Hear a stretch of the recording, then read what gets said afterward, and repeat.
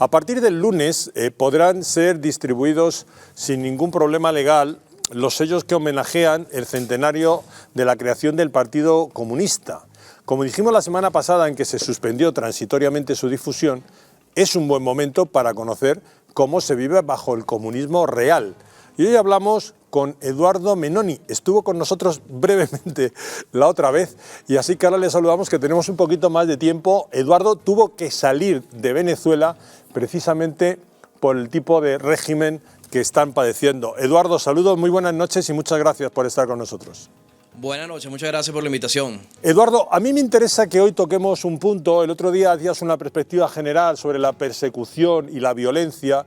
Es el asalto a la justicia.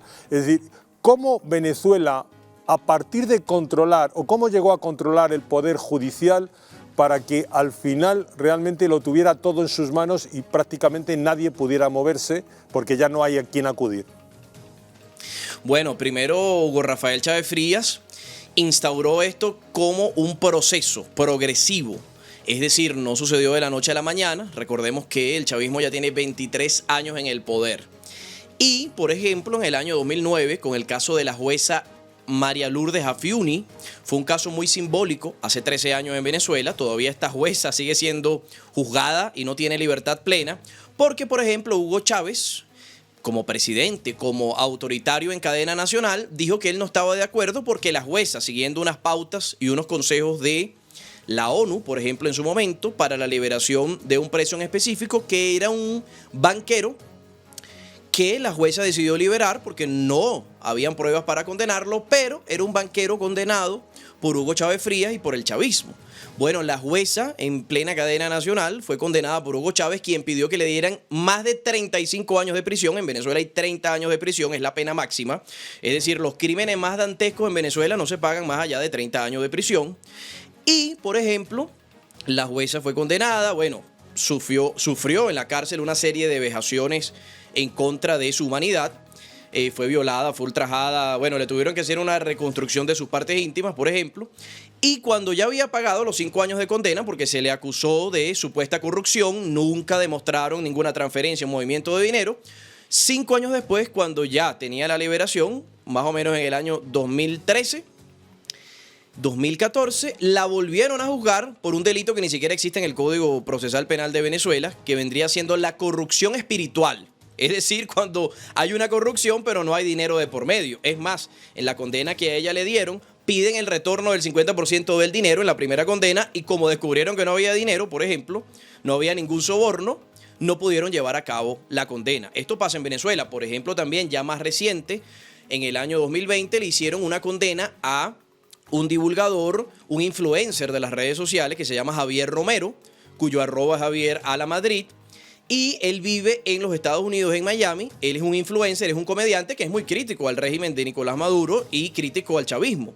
Por ejemplo, lo condenaron por delitos de odio. Es decir, que usted no puede ser crítico al sistema, sino que simplemente, si usted se atreve a alzar la voz en contra del chavismo, en contra del comunismo, del socialismo o del globalismo, usted está incitando al odio y por lo tanto, este joven venezolano, que es un treintañero, no puede pisar su propia nación si quiere volver a Venezuela, porque sería detenido. De esta manera, progresivamente la tiranía venezolana, claro está, modificó todas las leyes. Primero tuvo el control a través del Congreso, luego algunos factores de la oposición, de la disidencia comprada por el chavismo, falsa oposición hubo oposición colaboracionista, se abstuvo de participar en el Congreso, le dieron 100% del Congreso al chavismo, allí empezaron a modificar las leyes y posteriormente, claro está, dejaron ejemplos como este de la jueza Afiuni para que otros jueces no se atrevan a contradecir lo que dice el jerarca de turno, en este momento Nicolás Maduro y Diosdado Cabello.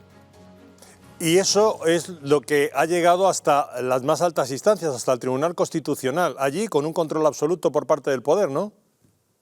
Es correcto. Bueno, en Venezuela ahora existen 2 tribunales supremos. El Tribunal Supremo de Juan Guaidó, aunque Juan Guaidó está inscrito en la Internacional Socialista a través del Partido Voluntad Popular de Leopoldo López, y el Tribunal Supremo del chavismo o del régimen actual, que tiene de facto el poder, porque en Venezuela no hay un gobierno, en Venezuela hay un organismo criminal, una institución criminal que está en el poder, usurpando el poder, porque nosotros sabemos que este señor Nicolás Maduro, y lo dijo el director de la empresa Smartmatic, la empresa que cuenta los votos de manera electrónica, las máquinas electorales, habían detectado las noches de las votaciones al menos 1 millón de votos fraudulentos, es decir, de personas que ya estaban fallecidas que tenían que ser sacadas del registro electoral. Bueno, claro está, con un Congreso en las manos del chavismo y el Poder Ejecutivo en las manos de estos comunistas, ellos nombran a los jueces del Tribunal Supremo. Y el presidente del Tribunal Supremo es nada más y nada menos que un expresidiario. Estuvo detenido, tiene prontuario criminal y en los medios de comunicación venezolanos colocaban las fotos cuando esta persona había sido detenido unas décadas atrás, hace 20 o 30 años.